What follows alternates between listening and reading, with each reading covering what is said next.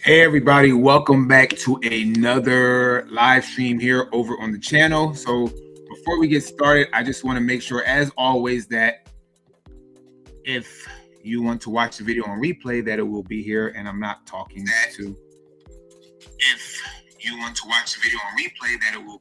All right, so, and just trying to make sure the sound is good. So hopefully the sound will stay good as we continue the live. And if someone joins us tonight, they'll let us know if the sound gets kind of messed up. Needless to say, thank you guys for joining me tonight again on Sunday night. We are live every Sunday, if possible, 7 p.m. Eastern time. And then, hey, what's going on, Ms. H? Hopefully you're having a wonderful Sunday. I know today people are watching the Grammys. I might not get as many people heading over here talking real estate, but I appreciate you joining. And yeah, we're going to talk about this whole sellers and buyers. Okay, she said sound is good. Okay, all right, there go my dad. Hey, Dad. So we're going to talk about this whole standoff, right? That's happening. As we all know, it's been happening for a while. I'm going to stop this music. We're going to dive into some articles, and we're also going to talk about, if you guys don't know, and I'm pretty sure if you have been following along in regards to what happened, the Feds recently decided to hold the rates. They didn't decide to adjust it down or up, so they held it steady. So we're going to mention that a little bit, talk a little bit about that. And if you have any questions, don't be shy, of course, as always, to ask questions, and let's have conversation in the live chat. If you're new to the channel, don't be scared to subscribe to the channel, like, share this video if it makes sense to you, or if someone needs to hear it. I would truly appreciate it. And as you guys know, YouTube is using a new thing called hype. So at the end of the video, if a hype button appears below, which is a shooting star, please do not be shy to hype the video. But if not, please give it a like so we can go through the algorithm. Hey, what's going on, David? Nice to see you this Sunday. All right, so let's jump right into it. First, we will just touch real quick on the mortgage rates. As I said, the Feds met. They did not move anything in regards to that. The interest rates, and as we do know, that the typical mortgage rate moves more with the 10-year Treasury. However, if you want to see the short-term gain per se, and you want to see inflationary things, different things like that, you can look at that, the Feds in regards to the interest rates. But right here, we're going to head over here to the Mortgage News Daily, where I look at the interest rates. And as of right now, the conventional is at 6.16, 30-year, fixed 15-year 5.75, FHA 5.79, went down, softened about 0.2. And then 30-year VA softened 0.2, is at 5.81. Again, this is a national viewpoint of where mortgage rates are at nationally. They will change according to you as a person, your debt to income ratio, your credit score, different factors will adjust it accordingly. But that's where we're at in regards to the mortgage rates. And we will head over to, from there, we will head over there, so I don't keep you guys long. We'll listen real quick to Jerome Powell, what he stated in regards to the recent decision. One of the reporters basically asked him a question in regard to his decision, also the inflationary, I guess you could say, prices that we're experiencing right now. And this is what he said. So I'll share this real quick, and then we'll jump into an article where they talked about this sellers and buyers and what's happening right now currently. And let me know your thoughts if you guys are feeling this tightening, this squeezing of these higher inflation and prices, especially with housing and just everyday things to keep up said house. So we'll dip into this real quick for a little bit. Even the president calls inflation defeated and solved. The FOMC says it's a somewhat elevated inflation. But you talked about those customer survey or those consumer sentiment surveys and public opinion polls that show that most families say the cost of living is still issue number one. What is the conversation around the table with your colleagues about how wealthier consumers seem to be driving so much of the economy, and why so many families still feel like they just can't make ends meet after 5 years of rising prices? What is that discussion like? So a couple of things. One, there's something to it in that we know that higher income households that tend to own real estate and tend to own stocks, securities, and those assets have been going up in value, and increases in wealth do support spending over time. So, and that's clearly a part of the story. We also know that for some time now, for a year or more, we've been hearing from retailers, for example, that serve lower income customers, whether it be food or the big box stores or anything. They're saying the same thing, which is our consumers are looking to economize. They're trading down from brands, and they're buying less, and it's changing their buying habits and that kind of thing. So we're seeing that, and that is a reality of what we're seeing. They're still consuming, but they're feeling it in a different way. I would say more broadly on affordability, we have a vast net. So I think this is very interesting in the way he's saying how the consumer, especially, and the everyday American who is not at the, I guess you say, at the level to actually be able to make 6 figures, 7 figures a year currently, right? They are switching the way in which they consume stuff. They're allocating their funds somewhere else to a cheaper possible commodity. And then also we can kind of switch that over to housing, right? We're seeing people who want to jump into housing as first-time home buyers. They can't, so they're standing on the sideline. They're trying to adjust accordingly. And then also, as mentioned, they were talking about how the more wealthier American or people who have money are the ones that still kind of generating and consuming in the economy. So it's very multi-level as far as what's happening. Traditionally, we've always seen that, but right now we're seeing it even more, where that more wealthier American is consuming and creating a pattern when it comes to economical spending. Ms. H said, by them not changing the rate, I guess you meant to say, will that be good or bad? Your thoughts? My thoughts in regards to the rate is, at the moment, it's going to kind of stay everything steady. I honestly feel like in the future, the mortgage rates per se will probably end up going higher. I'm going to dip into a little bit. As I always let people know, I'm not an economist. I'm not a financier. I'm not a lender. I'm a realtor. However, this is just my thoughts as far as just looking at the market, looking at the data, seeing what's happening. But I think right now we'll see flatness, which we're kind of seeing. If we do get an increase, which they stated in one of these articles, it might be a minimum increase. I do see, depending on where you're at, again, we understand that prices are softening in some places, but in some areas they're staying the same, or they're what is it? Somebody trying to call me on FaceTime. Sorry, you guys. I don't know what this FaceTime thing is popping up. Give me 1 second, because I don't want this to come on, because I'm not on FaceTime. I don't know why it's just popping up. Did it pop up? Sorry. My computer popped up this FaceTime. Oh, somebody was. Uh-oh. Is it calling somebody? Oh, shoot. I don't know if it's calling. Oh, I think somebody was calling me. All right. Sorry. Sorry about that, you guys. I apologize. I think, could you guys see me, or did my screen freeze? It said I missed a call. All right. So, give me 1 second. I'm sorry. This is one of my clients.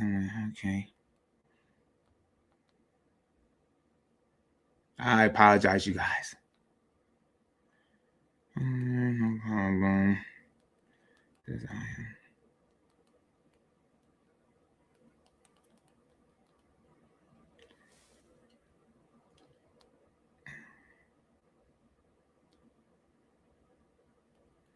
Let me know. Sorry, you guys. I apologize. So that's what I'm kind of looking at. Let's finish this little clip real quick. It's almost over, and then we'll get into the article. Through the Reserve Banks and also through the Board of Governors, where we talk to small and large businesses and households. And so we do hear a lot about affordability, and we take that very seriously, and we take it to heart, because one of our jobs is price stability. And so the best thing we can do for people who are feeling that squeeze is to keep inflation under control, and frankly, to finish the job of getting inflation back down to 2%. You mentioned All right, so we'll stop it here because everything else kind of subsides to another area. I just wanted to mention that. So if you guys were not following that, the rates did not move in regards to the Feds. They kept it steady. Just like Ms. H said, in regards to how would that kind of my thoughts in regards to that is it good or bad. Like I said, I feel like right now it'll stay steady depending on where we're at currently in this economy. I ultimately feel like that the rates will probably end up hiking up. And the only reason why I'll share this article real quick, I don't want to be a doomer and gloomer because that's not the goal. The goal is to educate people, have conversation, let me know your thoughts. Again, we talk housing over here, but we also talk the greater economy as well. And sometimes politics do pour into that because if we don't realize that this all goes hand in hand. So this was an article that was put out in 2025 of April. However, this is occurring currently right now. CNBC put this article out and it says, here's how China could crush the U.S. housing market. So if you guys don't know, in regards to the mortgage backed securities, these bonds per se, a lot of outside countries own or put money into America's the bonds. And so we have like China, I think Japan, Canada, there's several countries that kind of buy into these bonds. And these countries are starting to pull out, right? And if they continue to pull out, what could happen possibly, and this is just possibly, I'm not saying this will happen, but possibly what could happen in regards to the mortgage rate is that if they continue to pull out and if we don't see some type of pouring into it, it could cause those rates on mortgages to go up, which ultimately could possibly bring down the home pricing as well a little bit more, because if you get a higher interest rate, let's just say the interest rates go to 8-9% again, right? And we have these high price homes, a lot of buyers will be on the sideline. They won't be able to buy any type of properties at all because the mortgage rates will be too high for them to sustain. And in turn, if anybody needs to sell, then they will have to end up possibly selling a little lower when it comes to home prices, because no one's going to want to buy. And let's just say a house is $200,000. This is hypothetically, I'm not doing the math fully, but let's just say the home is $200,000. Let's say interest rate is 9%. Let's just say it went to 8 or 9%, right? Then that means your possible monthly mortgage could be $3,000 or something a month, right? And most people are not going to want to pay that a month. Some people are okay with paying it, but most people are not. Most Americans cannot financially sustain that outside of other debt that they consume. So let's just read this article real quick. Let me know your thoughts in regards to this. It says mortgage rates are rising sharply this week. So again, this was in 2025 of April. So we saw rates go up and then we saw them dip back down. They are lower year to date per se. However, they're still floating in the sixes. It says, as investors sell U.S. Treasury bonds at swift pace, mortgage rates follow loosely. The yield on the 10-year Treasury, which we all know in regard to understanding more of how mortgage rates trend up or down, is based off that 10-year Treasury. Some speculate foreign countries could be dumping U.S. Treasuries in retaliation against President Donald Trump's sweeping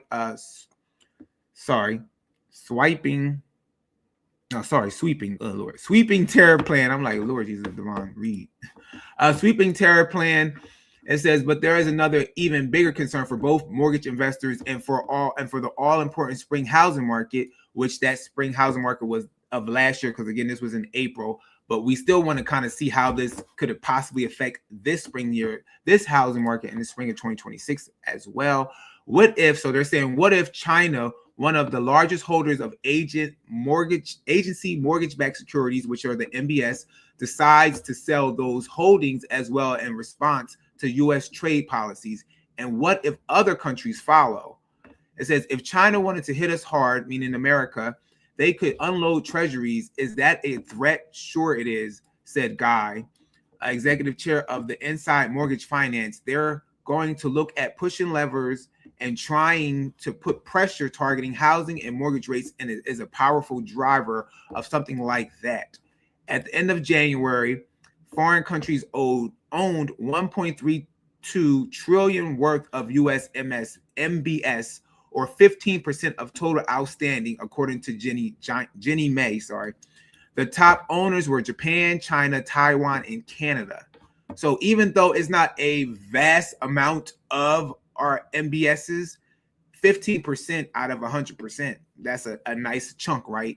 So, and then this also makes, if you guys have been following what's been happening lately, it can possibly create a understanding of why Trump was forcing Fannie Mae, Freddie Mac to start pouring $200 billion into the MBS, right? Because his whole spill during his campaign run was lower affordable housing, lower inflation, affordable goods, and all these things that has been throwing out there. But he's been doing a lot of things to kind of mess up everything and putting things in place that is not causing for affordability. And again, I'm a real estate person, so of course I want people to be able to buy and sell houses, but we also got to dig into what is happening in full context, right? It says China had already begun selling off some U.S. MBS last year, with the country's holdings at the end of September down 8.7% year over year and down 20% by the start of December. Japan, which had shown gains in its MBS September, showed a drop at the start of December. So they looked like they were buying into it, and then they dropped. It says if China and Japan were to accelerate those sales further, if other nations were to follow, mortgage rates would rise even more than they are now. And then it kind of digs more and more and talks about the spring market and rates and stuff like that. So we'll stop sharing that. Let me know your thoughts if you guys, I'm not sure how much you guys dig into that MBS as far as those rates, because again, we're talking about housing. We got to understand too how mortgage rates kind of fluctuate up and down with the housing, because most people are saying nowadays in a conversation, they're basically talking about how the mortgage rates are too high and they wish they were lower. And as we talked about last week in regards to rates, if you look at the historical norm, the rates are actually on par for where they should be at, from between that 5 to 7% mortgage rate range. However, with the housing prices being higher, it's making it difficult for people to get into homes, especially first-time home buyers, even those move-up buyers that might not have a mortgage. They're trying to, if possibly, might be trying to cash out of their house. So a lot of them, that's why you got those delistings happening in some areas. That's why you got people moving in certain ways. So let's now dip into what Real Estate News was talking about in regards to the housing market being stuck. So let's put this. Let me know your thoughts if you're watching this live, and if you're watching on a replay, put it in the comments below. Let us know where you're tuning in from, and let us know your thoughts in regard to this housing market. Do you feel like sellers and buyers are in a standoff in regards to this housing market? How are you feeling when it came to the interest rates, being that they went up a little bit, not that much? And where are you at in that home buying process? It says housing market stuck in neutral as rates price growth flatten. All right. It says, though mortgage rates held relatively steady through the first month of 2026, the fate of the spring home buying season may depend on whether that trend of improving affordability continues and on how the economy and consumers respond to other issues facing the country. So we know that people as consumers, they are feeling a lot of pressure. And it's also, if you have possibly lost your job, like I stated on a couple other lives, I have friends who've lost jobs. Contracts have been canceled for people. Six-figure jobs have been lost. It's hard for them to find employment. And what they're doing now is they're trickling down to those entry-level jobs, or those spaces where typically they would not be at because they've already accelerated to that next level. And what that's causing is a cause and effect, where those entry-level jobs are no longer available for people maybe coming out of college, people that possibly might not have a degree in certain fields. And so they typically take certain jobs. Now it's causing these people that have degrees to push into that field, and then those people that don't have those degrees to be pushed out and kind of sit on the sideline without finding it very hard to find income. So let me know your thoughts if you know of anybody kind of going through that as well. And with that uncertainty is making some people uneasy as far as how do they want to move forward in their housing journey. There are people who have these jobs that have been saving for a long time too as well. And to buy a house, right? Several thousand, six figures they've been saving. 5 figures they've been saving to be able to afford a house. And with the housing market shifting and kind of exploding during the pandemic era, is messing them up as far as affordability now. Rate sticky following Fed meeting. So as we talked about earlier, the Feds met again.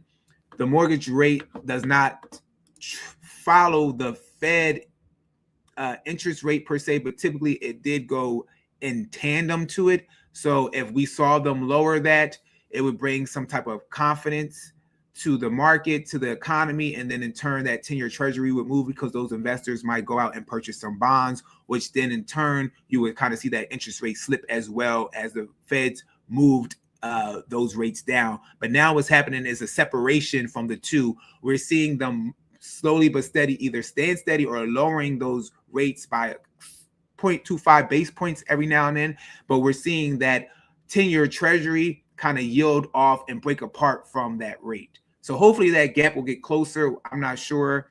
Again, if you want more information about that, I would definitely say reach out to a local lender or a financier or an economist that is going every day looking at how that curve, if it's meeting each other a little closer. It says mortgage rates are near 3-year lows. So as we talked earlier, they are lower because, as we know, within the last couple years, when the pandemic happened, they suppressed those rates really low to be artificially low. And then when they saw inflation getting out of hand, they went back and it drove the market up real quickly. So we saw rates go from a 2 to a 3 to a 4 to a 5 to a 6 so quickly within months' time. And it says they didn't change much after the Federal Reserve decided to pause short-term interest rate cuts as it's meeting this week. So again, those Federal Reserve, the stuff that they're trying to stay attached to is they trying to monitor inflation with the economy, but also that short term in regards to when it comes to, let's say, like your credit, the interest on your credit cards, the car notes, those shorter term gains, and they're trying to also make sure prices are not inflating. The 30-year fixed rate mortgage ticked up just slightly, rising from 6.09 last week to 6.1. According to Freddie Mac's weekly survey, Mortgage News Daily, which we kind of took a look at the top of the show. We looked at Mortgage Rate Daily. It says, which uses a different set of metrics to gauge mortgage rates, pegged the rate at 6.16 on January 9th, unchanged from one day earlier. While rates are significantly lower than they were a year ago, expectations for a robust spring housing market depend a lot on where mortgage rates head, said Lisa, and she's with Bright MLS. It will be movement, perhaps more than the actual level the prospective home buyers will be responding to. Mortgage rates could rise in the near term. So this is what we kind of talked about a little bit, where I said I could possibly see those rates rising depending on what kind of pans out. The recent uptick in rates reflects political and economic uncertainty that has driven Treasury yields higher. That uncertainty may also continue to hold buyers and sellers back, which we're seeing this standoff of the buyers and the sellers. Because I've even talked to a seller where she made mention to, like I was talking to her, the market is a little slower. Homes are sitting on the market longer due to the unaffordable prices, and then also the where the interest rates are currently at. And she was like, "Well, I'm sitting on the sideline too. The buyers aren't the only ones sitting on the sideline. I'm sitting on the sideline as a seller to see if the rates go down so they can afford my house." So it's a standoff. The sellers are sitting, the buyers are sitting. Like the buyers are delisting, they're pulling stuff off. They're going to re-put back stuff again. I'm already seeing it happen in Atlanta, where these sellers are placing their homes back on the market again after them pulling it off to kind of ramp up for that spring selling season. So it's very interesting. Let me see what Ms. H said. With everything so unstable and uncertain, a lot of buyers and people trying to sell the higher price homes may stop and wait to see what else is going to change. Scary on my part if I was looking. Yeah, definitely. People are trying to see where is this uncertainty going to lead to, right? The whole part, and what America does great, I'm going to be honest, they're great at marketing. America is a great marketing country, right? We have all these billboards outside in front of us. We get all these commercials thrown at us all day long, and we get all this information and this media thrown at us, whether it be podcasts, radio, however, how it depends on how you consume it. And they're marketing to us to make us have this whole consumer confidence to want to buy, to want to consume. And what's happening right now in this economy is that we're seeing things happening that is creating an unstable situation, as you mentioned, an uncertainty where people are losing jobs. And I'm going to make mention to that as well, because Zillow actually cut people to The way they phrased it, they phrased it as if it wasn't because the company's doing bad. It's just that they needed to cut because the team wasn't producing. However, yeah, if the team wasn't producing, how long was it when this team wasn't producing? But also I have another thing where I'm like, did they cut the side? Like are they cutting spaces where they're getting sued at as well? So I don't know. I don't know the full extent of it, but we'll read that as well and kind of talk about that. But it is making it very uneasy for buyers and to want to buy right now. And like I said, some sellers are like, I don't want to sell. And then it just depends on how you break down who the seller is. We have numerous different people selling right now. More of the sellers are those investors, depending on where you're located. Are those mom and pop investors? Are those flippers? Are possibly if people have Airbnbs? You're kind of seeing some of those pop up more likely in your area. That's the big majority of what's happening down here in Metro Atlanta. Most of those sellers are that. You also are having, outside of those sellers, you're having sellers that are in distressed situations. If they need to sell, they can no longer be able to hold on, and they're being now forced to sell because some of these distressed sellers are just standing in their house and they're not paying their mortgage. But if they're being forced to sell, those ones are coming up, and those foreclosure positions. I'm not saying there's a rolling out of foreclosures happening, but those are popping up here and there. And what I'm noticing on the back end is that some of these foreclosures too are people, unfortunately, who have passed away.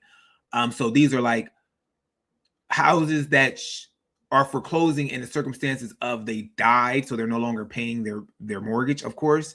And I guess if they didn't have family members or possibly kids or somebody to kind of step in to fulfill those duties, those things are coming due, and they are hitting the courthouse steps too. I've seen several foreclosures of unfortunate passings in which those hit the market, and these investors, local investors here, are scooping them up, paying cash at a lower price because these foreclosures are from people who might have bought their house, let's say in early 2000, maybe in the 90s. So they don't have a big loan unless they refinanced recently. And if they did refinance, they didn't refinance for $300, $200, $500,000. They refinanced maybe for, if they owe, let's say 50,000, they might have refinanced for 100,000. And so they're buying these low price point foreclosures on the courthouse steps. So Miss H said, where are the lowered price homes located? They must be located in areas people don't want to buy or live. Yes, the lower priced homes, it's a diamond in the rough, right? You have to search, you have to be mindful where they're at. And if they are in spaces, like you said, some of them might be in areas where people do not want to live. And then ones that are in spaces where people might want to live, they might be further out, right? They might be further away from a job that they have. They might be further away from let's say a family, or maybe they might be further away as well from stores or shopping plazas and things like that. And so because of that, most people don't want to do that. And then again, as mentioned, some of these lower price homes, if you get them due to untimely circumstances, people passing or things happening, you could possibly get a diamond in the rough. But most people don't realize that because most of these investors suck them up. So you have to really search, you have to really dig and find them. Clark, it seems every business or company is cutting or chopping people from their payroll, makes it hard to know when or how they can afford to buy right now. Exactly. And that's another thing that's creating uncertainty, as mentioned, with people getting laid off and people not knowing when they're getting laid off, right? Some people are getting surprised. It's a shocker, especially people that are working from home, have hybrid jobs. They're like, okay, we're having a 30-minute meeting with you or whatever. You're like, what? Why do I have this meeting on my calendar? And then you end up finding out. Most people already know, like, oh, I'm probably getting laid off. And it's something that might happen the day before. They're not telling people, and that's why I tell people, of course, you want to keep your 9 to 5, right, to supplement the bigger dream that you might want to take on in life. But don't put all your eggs in one basket in regards to a job, because you could be at a job for 20 something years, about to be on your way to retirement, and they can let you go tomorrow, or they can go out of business, or they can go bankrupt, right? So it is very scary right now for people to buy. When I'm telling people that if you're going to buy right now in this uncertain market, there could be a possibility that you could score in this market because the uncertainty, depending on if you find the right the right seller, sorry, that might be going through a distress situation or something happened and is sorry to want to take advantage of these sellers. But that's what these investors do, right? They're taking advantage of those particular sellers. So you might be able to find a diamond in the rough right now because everything is just unshaky, uncertain. It's just that you have to be willing to take that time and kind of move around the space and see what works for your budget. I'm telling people too, if you want to buy right now, stay within your budget. Stay within what you can afford. So then that way, once you purchase, you will be able to have some savings on the side. It can be able to hopefully clear you for possibly 6 months, even a year, if possible, with the mortgage, right?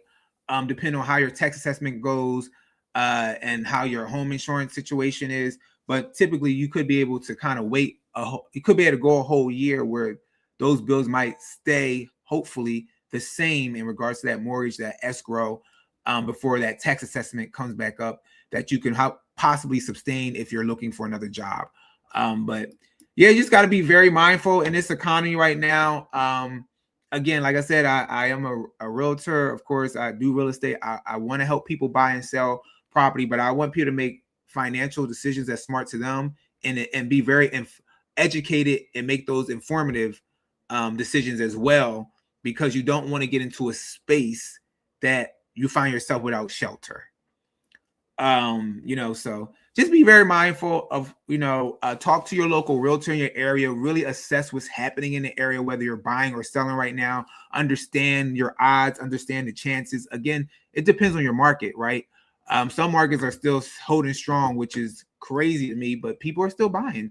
A house that I noticed from a person down here, they're selling a house in Georgia, but they bought a house in Pennsylvania for $618,000, and they got their house on the market down here for damn near $500,000.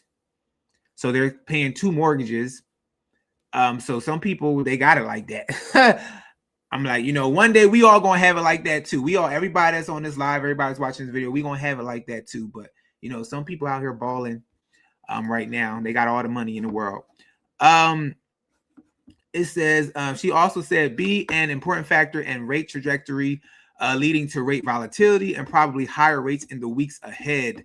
It says, but that doesn't mean we'll see rates in the 7. So she's predicting that they're not going to see rates in the 7 range anytime soon. Mike said at Mortgage Bankers Association, but they're saying that they anticipated that the rates will stay between 6 and 6.5%. So if they're saying that the rates are going to go higher, we've already been floating between 6 and 6.5%. I honestly feel like if things occur the way in which people don't start taking accountability and making sure we do things right in regards to the finances in America, I think the rates, and this, I don't have a crystal ball. I don't know if it will or not, but I think the rates could go up to at least like 8%. And that's just me looking at data, reading information, seeing what's happening. Of course, we don't want it to go there, but I feel like it could jump higher than 7, to be honest. And again, I could be wrong. I'm not here to break no one's spirit, but it says foreseeable in the future, which will in turn help support a somewhat stronger spring housing market than last year, but not a breakout year. So they're saying that basically if the rates don't go more than 6 to 6.5%, that we could possibly see a better housing market this spring. So we will see if that happens. Of course, that would be great for home sellers that have been trying to get out of their housing situation. It'll be great for buyers that feel like this is the time that they want to buy and it's affordable for them and they found that perfect match that makes sense. That also is that diamond in the rough that they've been searching for over the past couple of years, because a lot of these houses that have been popping up on the market, they're not really the best houses. They have a lot of maintenance that needs to be done to them. They're overpriced for the maintenance that has to be done. You have old Formica countertops in it. You have a house from the 90s selling for $500,000 when you can get a new construction possibly around your area for the same price. Even though we know new constructions are not built as well, some of them are not built. Depending on how the builder, I would say talk to the builder, get some reviews, see how they're building now. But you have some possible new construction that's costing the same as the resales, or the resales are even higher than some of the new construction. And then you have those new construction giving you those buy downs, those different incentives and things like that. But I also tell people, be very careful with the new construction as well. outside of not only the construction of it all, but also you don't want to find yourself getting stuck because you went into that lower interest rate. And then let's just say life happens, because life does life.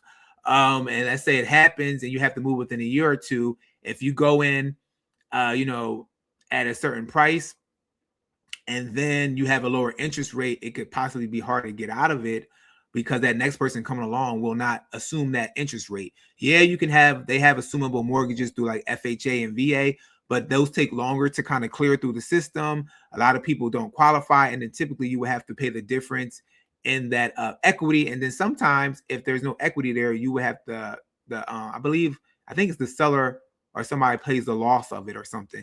So I just say be mindful if you're even trying to do that too. Assumables, understand more about assumable mortgage. Talk to the lender that you might be working with if you're trying to assume a mortgage, just to understand it fully and clearly. And then also if you're a realtor working with somebody assuming a mortgage, if there's no equity in that space and you're looking for compensation, you might not be able to get it unless that seller pays for it for you, or the buyer or whoever. So just dig more into that, understand what you're doing, because I feel like the assumable mortgage could be a good thing for some people, but you need to fully understand how to assume a mortgage. All right.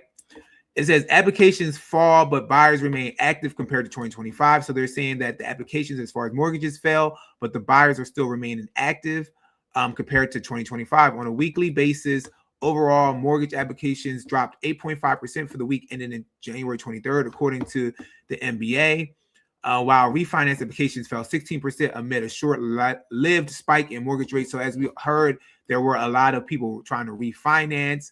And so now they're saying that those refinances have kind of cooled down. Homeowners seeking opportunities to refinance will likely remain sensitive to week-to-week rate movements. So most of these homeowners that are looking to refinance are possibly people who bought a couple years ago, who might have bought at 7% interest rates, maybe possibly 6%, because I know some people bought and their lenders might have said, hey, you can always refinance in the future. Don't worry about it. In a year or two, rates are probably going to shift back down. And now a year or two has occurred. The rates haven't shifted really nowhere. They shift a little bit, but it doesn't make sense to refinance a rate. If you have a 6.5, you're not going to refinance to a 6. You want to have a bigger jump before you refinance, because you have to pay those typical, like some of those fees and everything. And yeah, you have, sometimes they'll do like a streamline with the refinance. So they might say, oh, it doesn't cost you to do X, Y, and Z. There's always a fee somewhere. Okay. Be mindful. Nothing is free in America. Some way, somehow, somebody getting paid, even if it's free on the outside where you might attend a free event. You might say, well, this event was free. On the back end, the person who do that event, I'm pretty sure they get paid. Nothing's free in America, you guys. Purchase applications dropped 4% week over week, and a sign that consumers are reacting to growing uncertainty. But purchase applications were still high, 18% higher than this time last year. So they're saying applications are higher than this time last year. So again, we're going by January of last year compared to January of this year. It's not the whole year, just by the month of the year. Prospective home buyers remain active at the start of 2026. Right here it says new listings up as homes linger on the market. So I don't know if you guys are seeing this in your area. Are homes lingering on your market? Do you see houses lingering? And if so, how long have those houses been lingering? Do you know of any type of day on market count of how long they've been lingering?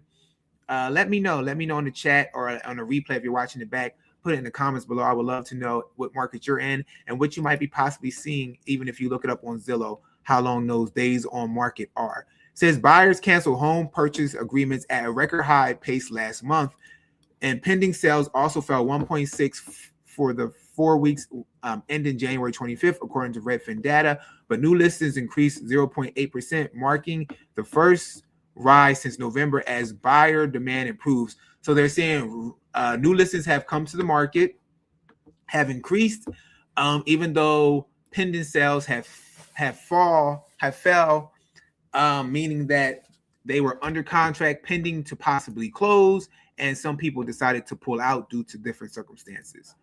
But they're saying that contracts, according to the last one, are still, she's saying the purchase applications are still higher. Sales, even though sale purchase prices are falling out, there's still buyers out there who are approved. They're still shopping. They just didn't like what they saw when the inspection came back, and new listings are popping up. So this might be an opportunity. If you are looking, if you felt like you didn't see anything that made sense to you, or you didn't like anything with the home and you were kind of settling, something might pop up that might make sense. And this happened recently with a family member of mine, where they were under contract and then they fell out of contract. Not sure what happened, but that is what's happening, you guys. While homes are taking more time to sell, the typical home sold in January spent 63 days on the market, a full week longer than this time last year. Buyers are more sensitive than they were a few months ago. They're looking at every listing and meticulously comparing the pros and the cons of each, which is true. I have been doing this. A buyer I have been working with, we have been looking at houses and properties for over 2.5 years. So yeah, this is true. So yeah, it's very interesting. Let me know if I froze or not. On my end, I had froze for a moment. So this is true. And people, we put offers in here and there. 2 buyers of mine, we put offers in, went under contract, did an inspection. Things came back. They wanted to get concessions from sellers. Said no, they didn't want to do it. And the buyers terminated, which makes sense, right? In this particular market and where we're going right now, housing, a lot of these buyers, which I agree, is that, hey, if you're not going to give me a discount on the price, or if you're not going to give me concessions towards that home that's needed, I don't want to move into a home that's so expensive that I have to come in and do work to. It's not moving ready. So if you want me to pay the price you put on the market for, make sure it's moving ready, where I'm not having to come in, update stuff, do repairs, even cosmetic repairs, put new systems in, new roofs in. So these people are like, if you're not going to give me a heavy discount on it, then I'm just going to walk away. So that's what I've been seeing. Let me know your thoughts. Don't you think first-time home buyers should go do good research before buying, meaning find out about the taxes, insurance on, let's say, a $200,000 home compared to my home? It's a lot higher. I agree. I feel like every first-time home buyer, even second-time home buyers, if you're buying a house, because good investors do this, those investors that are, out here that are staying strong in this particular economy, they go and they do their research. They dig into to understand everything from the taxes to the insurance to everything about that house, everything. So as a good buyer, first-time home buyer, any buyer, you definitely should do it on your own. Of course, people say, I hired a realtor. That's what they're there for. You still want to do your own research and understand everything for yourself. And then if you come back with questions, like I said before on one of my lives, I'm going to do research for you as a realtor, and you can reach out to me to help for that research. However, if you can do it yourself, do it as well, and we can come back and we can compare notes, almost like we're in a group in a class or something, right? We do our own stuff and we come back and we compare the notes and see if it makes sense on both ends. But I always tell people, don't just rely on what somebody else tells you. See it for yourself as well. But yeah, I definitely agree, Miss H. I think everybody, no matter, even if the home is $50,000, which I know you ain't gonna really find much like that, do the research. Do the research. She said they are shocked to know why the taxes and insurance is so high, and that the price or higher home when I bought in the 90s. I was blessed with the steal of a deal. I'm so grateful to have bought then. Yeah, I feel like a lot of people who bought in the 90s, even the early 2000s. Well, I don't want to say early 2000s. I feel like after that financial crash, if you didn't buy in the 90s, because we was hearing in the early 2000s, homes were appreciating a lot as well. But I feel like if you bought in those 90s, and then if you bought in that time where that financial crash happened, if you saw the shift in those prices being like half off the price, that was like the time to buy. Maybe like 2000, I would say 2000 and late 2010 to 2012 probably would have been a good time to buy a home as well. Because you would have saw some, of course, everybody would see that appreciation now, but I feel like those were the times where you could get a steal of a deal. So I definitely agree, Ms. H, and people are shocked. They're shocked to see the home prices going up. The taxes going up, and every county does stuff according to what they do. I tell people, go down to their county office, talk to them, see if they're having any open, what is it called? Open forum type of discussions where you can see what's happening in your county. You have to be involved. It depends on how much involvement you want, right? But you should definitely get involved, especially when it comes to those taxes and that daggone insurance, because that insurance, what they're doing, a lot of it, they're like basing off of replacement cost of how much it costs now to replace that home from when you bought it in the 90s, right? So that insurance is going up. But ask them more, understand more about it, understand more, and then ask them to send you a copy of that, review everything, do that copy, and then ask questions about if you see the areas in which those prices went up. Ask them questions about that. The problem is that because in America we are working so much to be able to afford to live, that a lot of people don't have the time to actually get on the phone and to have these conversations, or they get frustrated because when you get on these phones nowadays, it's robocalls. It's like, how can I get you to the next line? +1, +2, +3. And you're like, I need a person on the phone. So you get frustrated. Or if you do get on the phone, it's like a longer wait because there's not a lot of people to take your call. And then sometimes these people don't know nothing. So it creates frustration, and then people don't look into it. And then you end up realizing that you've been paying some things higher that you might have possibly could have avoided. But I agree, Miss H. I definitely agree. Let's zoom through this in regards to that. It says this is talking about the buyers, home buyers. It says home price growth has continued to increase. So they said though at a modest pace. So in some areas, as we may mention, even in Metro Atlanta, we've seen increase in some areas with home prices. Some realtors are doing now, because it's hard to get price discovery, because a lot of people are, if they don't have to sell, they're not selling. And most people who don't have a mortgage are not going to sell. And then most people who bought within a certain time period are not going to sell. And then most people who have a lower interest rate but still got the house before prices zoomed up are not really going to sell either. And with that being the case, it's hard to create a price discovery as far as what a home is valued at. So what some realtors down here are doing, some of them are just creating cuckoo prices, but other ones are pricing according to like 2024 market, possibly even 2023 market, where they might have seen more price discovery, which is interesting because what it's doing is it's remaining flat, or you're getting that modest, like they said, that modest increase. So if let's say if the house in 2024 was bought for $340, they might put the price at $345. To try to, because we're trying to figure out how to discover that price, right? There's not enough transactions happening to create a price discovery. So I don't even know really as much as what appraisers are doing fully. Like I've talked to several appraisers. Of course, you always appraise starting in the subdivision or the neighborhood, then you work your way out. But a lot of them have been working their way out. Unfortunately, a lot of them have been going back a year, possibly a year and a half, which typically we don't really want them to do. We want them to stay within 3 months, 6 months. But if there's enough transacting happening in that subdivision or that neighborhood, it will go 3 months, then 6 months or whatever. But if there's not enough transaction happening and they need to discover a price to create a fair assessment on that appraisal, because an appraisal is an estimated evaluation as well. So they're trying to go out, or they're going further back in the data to create a price discovery and seeing how that market is trending, whether up or down.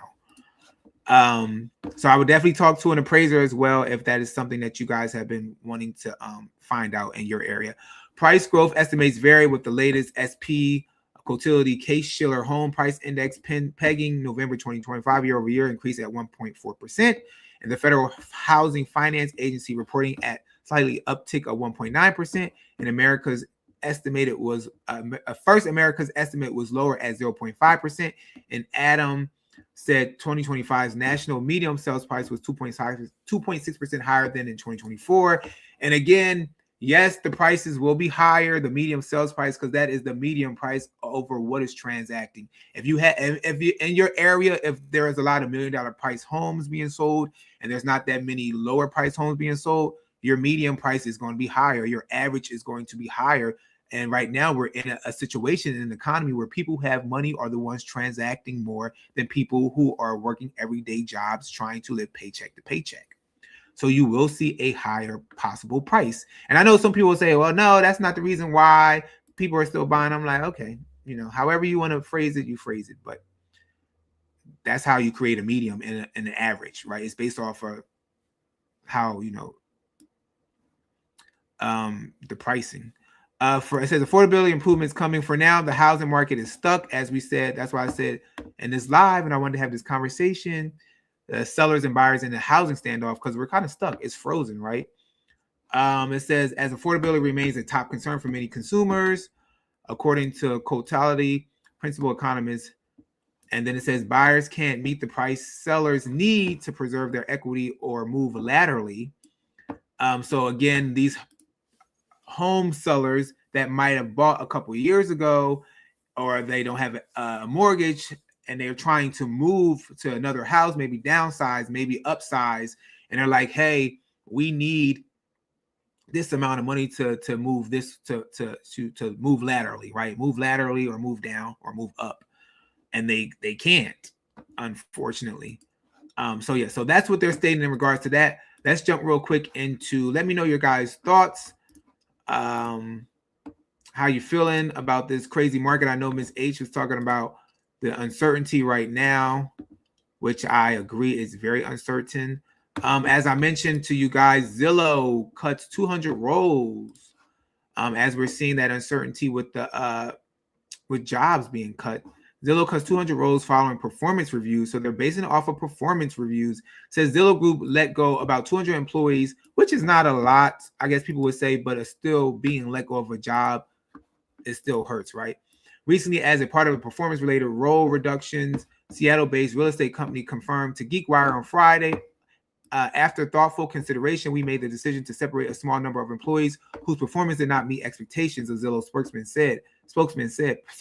said, sorry. This decision is not connected to market conditions or recent business developments.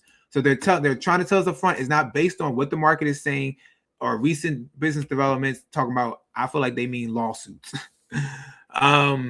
I feel like it is based around that, and that's just me saying that. And I don't know what their inside working is. I don't know. So this is just me assuming. So you guys take on whatever you guys feel like could be possibly your opinion of why they might have cut these employees. We will continue to invest in teams and roles needed to effectively deliver on our strategy. The company said the cuts, which represented 2% of Zillow's overall headcount, were a part of annual review process. We recognize the impact of these decisions and appreciate the contributions of each person, and we are committed to supporting those affected with respect and care, the spokesperson said. The reduction at Zillow come amid a period of significant layoffs at Seattle area tech companies, including 16,000 additional corporate cuts at Amazon this week. Meta and Expedia Group also trimmed their workforce in regions. Zillow is led by CEO Jeremy, so they talk about Zillow. So basically, we're seeing, of course, we've been seeing this, right? Tech companies letting people go as well. As we know, it was this big haul where everybody's like, oh, tech is the next thing. The tech people are not going to get laid off. No, tech will never be hurt. Get out of these other jobs, move over to tech. And as we can see, tech is being affected, and these people are being cut from their jobs. And most of these some of these tech people are the ones who purchased homes within the last couple of years. A lot of people that are in that tech field were the that I've talked to or that I was helping to work with were in those tech related fields. So let's jump into this. All right, we're going to jump into the home buyers canceling the contracts, but we'll do that another time. We'll just jump into this map because we're almost at time with our live. So we'll talk about this real quick. Let me see what Ms. H said. All right. I feel like when you can save, prepare. So when the chance and opportunity comes, you will be ready to grab when you went after and can afford to keep it. Exactly. That's what I feel like, Ms. H. I'm the person that tell people save, prepare. Like you said, right? Whether it been years ago you were doing it or whether it being right now, right? In this sense of uncertainty, if you really want to buy a house right now, or even if you want to sell your house to get into another house, I would say start that path of saving, start that path of preparing yourself, because you don't know what's going to happen in the coming months, the coming year. You don't know which way this is going to go. Again, I don't have a crystal ball. Nobody has a crystal ball, right? There's so many different factors happening that can affect how this housing market plays out. And because of those different factors, no one can come to a conclusion which way it's going to go. Everything you hear, even in social media, whether it be on this channel when we talk or other people's channels, we're all just looking at data and having our own assumptions or our own thoughts of what could possibly happen in the housing market. And then it's also according to where we're at locally, right?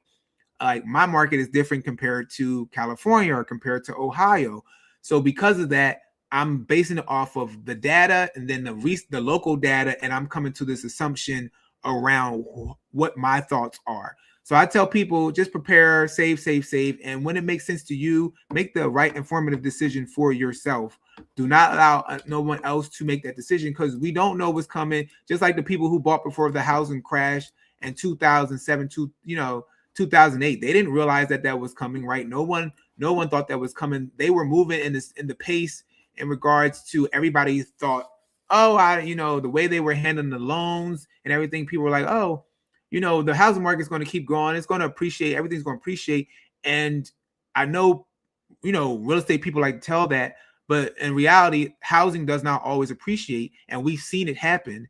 If you go back to the time of the 1930s, even though I wasn't born that time, but around that Great Depression time, you saw depreciation. If you go to the Great Financial Crash, you saw depreciation.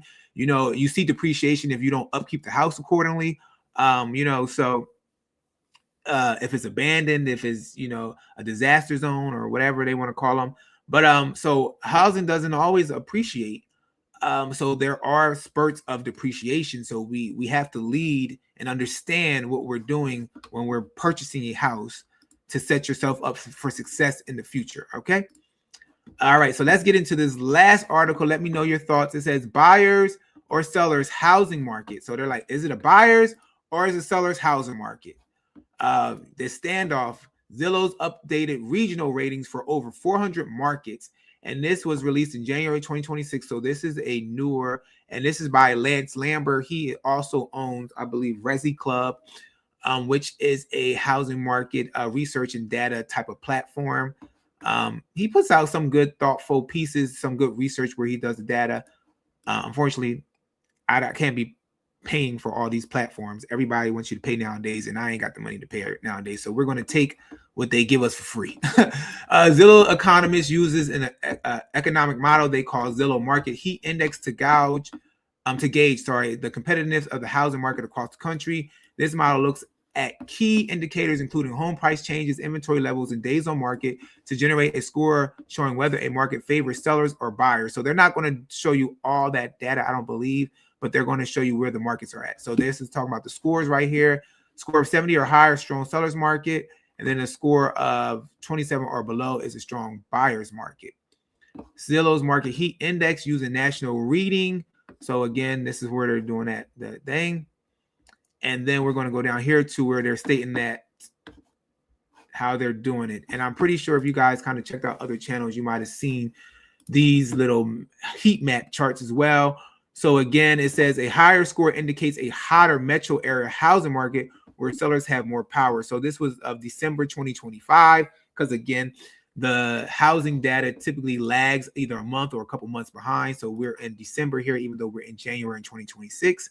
So if you see a higher score, so a 70, let's go back up here. So a 70 or higher, that means it's a seller's market. So anything that's red is a seller's market.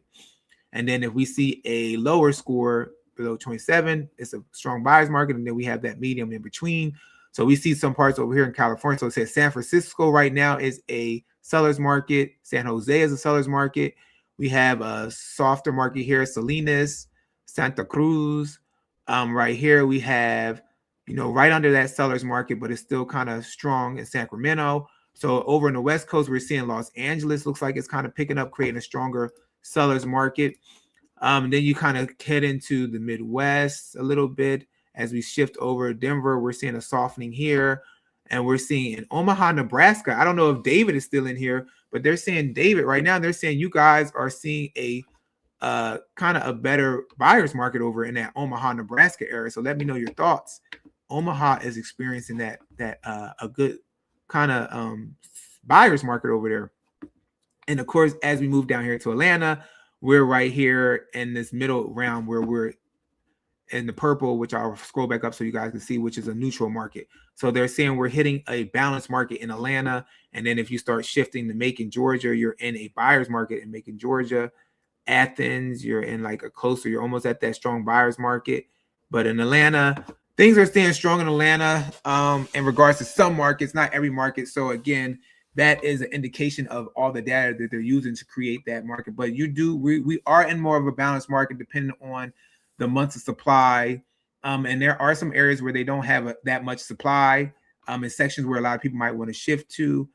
Maybe some pockets of Roswell, maybe some different areas, but we are seeing that. So, and then it says right here, directionally, I believe Zillow has correctly identified many regional housing markets where buyers have gained the most power, particularly around the Gulf, as well as markets where sellers have maintained, relatively speaking, somewhat of a grip, including larger portions of the Northeast. As you guys can see, the Northeast has a large, where the sellers are stronger up here. And then they're going back here. This kind of talks about, of course, we all know Florida is a soft part, Texas, Colorado. They're saying like those are softer markets. And then we scroll down here in 2021. So what they're doing right here in this heat map is the inverse of showing like, well, let's see what it looked like in 2021 where the markets were hot. So they're saying like all these areas were hot in 2021. Atlanta, all these different areas were hot. And now we're seeing the inverse of this, where some of these areas have cooling, have shifted into a balanced market, have shifted into a buyer's market. And then you still have some areas up here, Northeast, and now over here in the West, where you're seeing that seller strong market as well. So let me know your thoughts in regards to if your market is hot. Are we seeing a standoff, or are you seeing a standoff in regards to sellers and buyers in this housing market? What do you feel in regards to the Feds keeping those interest rates steady? Again, we know that they don't fully affect the housing market, but typically they ran in tandem. However, nowadays they are shifting apart. And if you have any other questions that weren't answered here, if you want to get more information in regards to housing, have more different conversations, let us know below in the comments if you're watching this on a replay. And then we will have those discussions as we move forward. And hopefully we will pray and see a more balanced a balanced economy, and hopefully the bleeding of the jobs will stop as far as those cuttings. The uncertainty, the instability will come to a softening, and people will be okay in regards to their finances.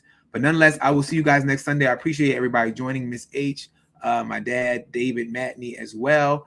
And I will see you guys next Sunday. I probably won't be on here again on Wednesday, so because I'm going to a networking event at 6:30. So I'll see you on Sunday.